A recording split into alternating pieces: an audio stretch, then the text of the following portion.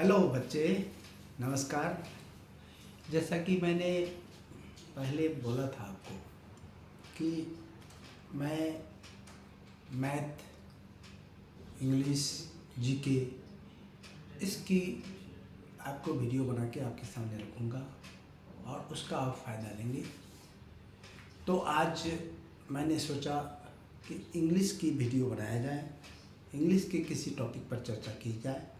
उससे पहले मैं आपको ये कहना चाहूँगा कि आप जब किसी कंपटीशन में बैठेंगे, किसी एग्ज़ाम में बैठेंगे, तो उसमें मैथ के साथ साथ इंग्लिश सब्जेक्ट भी बहुत इम्पोर्टेंट है और इंग्लिश सब्जेक्ट से भी उतना ही मार्क्स का पूछा जाता है। तो ये इंग्लिश को ठीक करने के लिए मेरा अपना सुझाव है कि आपको मेहनत तो करना ही है, लेकिन उससे पहले मैं आज आपको बोलूँगा कि आप एक न्यूज़पेपर ले लीजिए जो हिंदू का हो या हिंदुस्तान टाइम्स का हो। उस न्यूज़पेपर को चाहे आपको समझ में आए या ना आए, उसमें अच्छा खासा 1 घंटा 2 घंटा टाइम दो। 2 घंटा टाइम, 2 घंटा नहीं भी देते हो जाती तो 1 घंटा उस न्यूज़पेपर में समय दो, उसको अच्छे से पढ़ो और अच्छे से पढ़ने के बाद आप देखेंगे कि कुछ महीनों में आपका इंग्लिश बहुत हद तक ठीक हो जाएगा। लेकिन सिर्फ न्यूज़पेपर पढ़ने से इंग्लिश ठीक नहीं होगा आपका। इसके अलावा उसका जो इंग्लिश का जो बेसिक बात है वो जानना ज़रूरी है, जो अक्सर एग्ज़ाम में पूछा जाता है। मैं आपको उसका बेसिक बात बताने के लिए आज सबसे पहले हाजिर हुआ हूँ। एक topic parts of speech. Parts of speech, इसको पहले आप समझें कि पार्ट्स ऑफ स्पीच क्या होता है। पार्ट्स का मतलब हुआ टुकड़ा, स्पीच का मतलब हुआ कोई स्पीच आप दे रहे हैं, सेंटेंस जो भी है। यानी कहने का मतलब जब कोई आदमी स्पीच देता है तो उस सेंटेंस के जरिए ही स्पीच देता है। तो इंग्लिश ग्रामर के मुताबिक, इंग्लिश ग्रामर के हिसाब से हमारा जो सेंटेंस होता है, हमारा जो स्पीच होता है, उसके टुकड़ों में बांटा है। उस टुकड़ों को हम कहते हैं पार्ट्स ऑफ स्पीच, यानी कि वो स्पीच का वो टुकड़ा हुआ।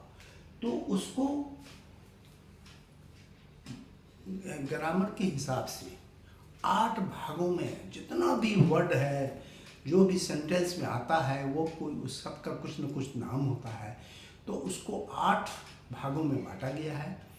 और आज के मॉडर्न ज़माने में वैसे पार्ट्स ऑफ स्पीच नाउन ही होता है।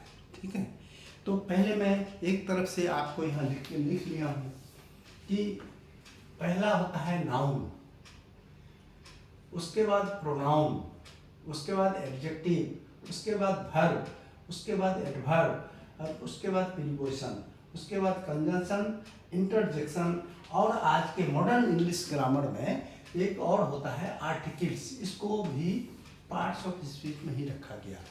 कहने का मतलब ये है कि जब आप कोई भी सेंटेंस लिखते हैं तो उस सेंटेंस में टुकड़ों टुकड़ों में वर्ड्स होता है और वह हर वर्ड्स का नाम रखा गया है। जैसे अभी आपको मैंने नाउन बताया।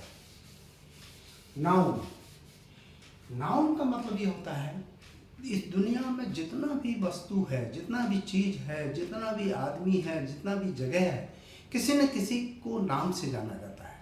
इसलिए नाउन का परिभाषा यूँ होता है नेमिंग वर्ड्स। नेमिंग वर्ड्स, इसको हम नाउन कहते हैं।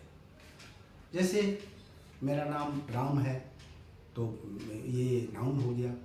उसी तरह कोई जगह का नाम है, ये दिल्ली है तो दिल्ली भी एक नाउन हो गया। तो जितना भी नाम जिसको आप जान रहे हैं, जो नेमिंग वर्ड्स है, उसको नाउन कहा जाता है। आगे क्लास में फिर नाउन का कई प्रकार होगा वो बताऊंगा, लेकिन आज मैं सिर्फ आपको संक्षिप्त जानकारी दे रहा हूँ नाउन का कि किसी भी नाम को हम नाउन कहते हैं। जगह का, वस्तु का, किसी का भी नाम जो होता है नाउन होता है। दूसरा प्रोनाउन, जैसे मान लिया कोई सेंटेंस आप बनाए कि जैसे कोई सेंटेंस हुआ कि Ram is going, Ram is going, 3 sentence यहाँ बना हुआ है। तो ये राम नाउन हुआ, ठीक है, चूंकि नाम है ये नाउन हुआ।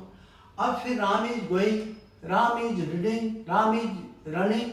अगर बार बार मैं राम कहूँ तो वो अच्छा नहीं लगेगा, इसलिए यहाँ कहा गया है कि pronoun in place of noun, यानी कि नाउन के जगह पर हम राम इज गोइंग कहेंगे, फिर कहेंगे ही इज प्लेइंग, ही उसके राम के जगह पर ही लिखेंगे। कहने का मतलब जो नाउन के एक तरह से कहा जाए कि पीए के रूप में काम करेगा, नाउन के जगह पर जो काम करेगा उसको हम प्रोनाउन कहेंगे, in place of noun pronoun. Pronoun का एग्जाम्पल आप जान सकते हैं कौन कौन प्रोनाउन होता है। ही, सी, इट, दे, बहुत सारे प्रोनाउन है जो नाउन के प्लेस में काम आता है, उसको हम प्रोनाउन कहते हैं, ठीक है। उसके बाद तीसरा मैंने एडजेक्टिव लिखा है। एडजेक्टिव मतलब गुण, किसी नाउन का, किसी प्रोनाउन का, उसको गुण का यदि कोई क्वालिफाई करे, गुण के बारे में बताए तो उसको हम एडजेक्टिव कहते हैं। तो एडजेक्टिव का उदाहरण हम ले सकते हैं, जैसे Ram is a good boy, Ram is a good boy, good boy. तो ये गुड एडजेक्टिव हुआ, यानी कि ये राम को क्वालिफाई किया, राम के बारे में बताया, राम के गुण के बारे में बताया, इसलिए ये एडजेक्टिव कहलाता है। इसी तरह बहुत सारा उदाहरण आप दे सकते हैं। He is honest person, honest they दिए, ऑनेस्ट, तो ऑनेस्ट ये एडजेक्टिव हो गया, ठीक है। बहुत सारा एग्जाम्पल आप दे सकते हैं, यानी का मतलब नाउन और प्रोनाउन का जो गुण बताए उसको हम एडजेक्टिव कहते हैं। अब दूसरा आया ये वर्ब। वर्ब मतलब कोई भी एक्शन, गो, रीड, रन, जितना भी जो एक्शन वर्ड होता है वो वर्ब कहलाता है। तो ये वर्ब में आ गया गो, रन, रीड, कुछ भी आप जो वर्ब है, जाना, खाना, ये जितना भी है इसको हम वर्ब कहते हैं, ठीक है। फिर चले एडवर्ब। इस गो, रन का जो क्वालिटी बताता है उसको हम एडवर्ब कहते हैं। अब क्वालिटी बताता है, जैसे एग्जाम्पल ले लो आप, एग्जाम्पल में आप जैसे ही रन्स क्विकली, कहने का मतलब ये वर्ब का क्वालिटी बताया कि कैसे दौड़ता है, तो ये क्विकली दौड़ता है, तेजी से दौड़ता है, तो ये क्विकली एडवर्ब हो गया। मैं अभी बहुत ज़्यादा एग्जाम्पल आपको नहीं दूंगा, जब का सबका विस्तार रूप में बताऊंगा, नाउन का, प्रोनाउन का विस्तार रूप में बताऊंगा, तब भी आपको अच्छे तरह से समझाऊंगा, ताकि आपके जो एग्जाम्स में आएंगे, वो जो क्वेश्चन आएंगे, उनसे आपको इस मेरे बताने से आपको फायदा होगा। तीसरा चीज हो गया, छठा चीज हो गया प्रीपोजिशन। प्रीपोजिशन जो नाउन और प्रोनाउन के बीच रिलेशन बनाता है। एग्जाम्पल के तौर पर आप ले सकते हैं, जैसे the book is on the table. अब यहाँ ये बुक नाउन है और ये भी नाउन है, इस नाउन के बीच रिलेशन स्टेबल कौन किया, ऑन किया, तो इसलिए ऑन हो गया प्रीपोजिशन, ठीक है। इसी तरह प्रीपोजिशन में on, after, before, by, through, बहुत सा अंडर, बहुत सारे प्रीपोजिशन हैं, और फिर सबका यूज आपको बाद में धीरे धीरे बताना शुरू करेंगे। उसके बाद कंजंक्शन। कंजंक्शन 7वां नंबर पर है।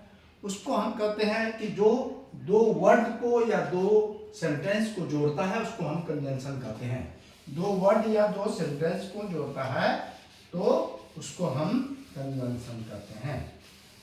जैसे Ram and Shyam are going, इस तरह का लिखेंगे। तो ये दोनों राम और श्याम को किसने जोड़ा? एंड ने जोड़ा। तो ये एंड जो है कंजंक्शन हो गया। उसी तरह कंजंक्शन बट होता है, फिर जो है और होता है, अदरवाइज होता है, ये सारा होता है कंजंक्शन।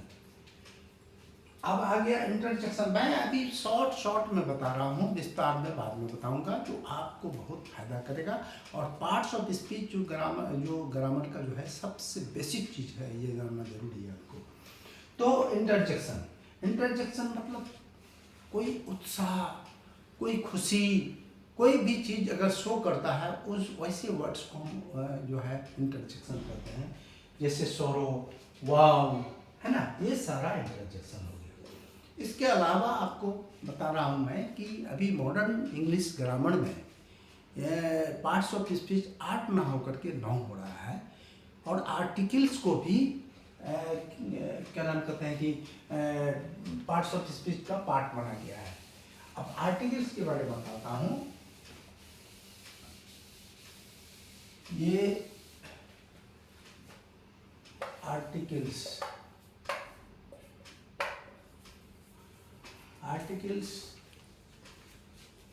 ये एंड और द होता है, ठीक है। ये एंड द किसी नाउन से पहले लग करके ये सेंटेंस बनता है। और ये जब सेंटेंस बनता है तो ये एंड दी ही आर्टिकल्स होता है। ये पार्ट्स ऑफ स्पीच का ये भी एक पार्ट है। इसके एग्जांपल में मैं दे सकता हूँ। ये बॉय इज कमिंग,